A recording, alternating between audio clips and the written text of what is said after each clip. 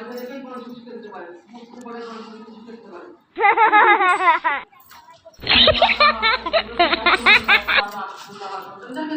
শিক্ষা শিক্ষিত করতে না পারি, তাদের ভালোবাসা মহাব্বত তাদের ঢুকে দিতে না পারি, তাহলে তাদের সঙ্গে প্রাণকে অভ্যস্ত করা হবে, লালিত করা হবে, যে তাদের সেই প্রতিবাদের ভালোবাসা জানা থাকবে না।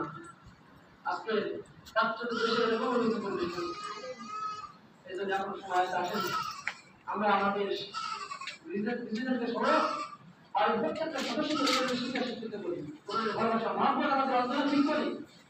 যদি আমরা রাত্রে আমাদের ব্যর্থ হয়ে যাই, আল্লাহ তার ব্যাপারে আমাদের বিষয় করে দিচ্ছি।